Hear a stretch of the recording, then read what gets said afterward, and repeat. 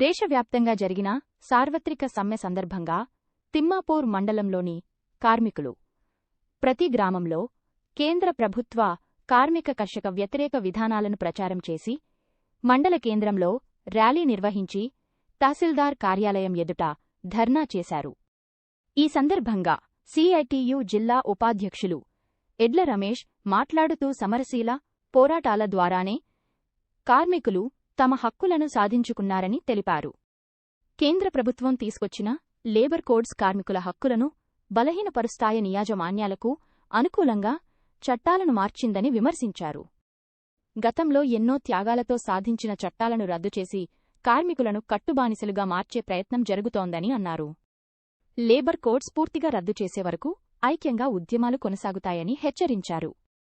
ఏటీయూత్ జిల్లా ఉపాధ్యక్షులు పిట్టల శ్రీనివాస్ మాట్లాడుతూ హరిత బయో ప్రొడక్ట్స్ కంపెనీ రైస్ మిల్లులు ఆశా అంగన్వాడీ భవన నిర్మాణ హమాలీ గ్రామ పంచాయతీ కార్మికులు సమ్మెను విజయవంతం చేశారని తెలిపారు. ఈ కార్యక్రమంలో వివిధ కార్మిక సంఘాల నాయకులు కార్మికులు పాల్గొన్నారు.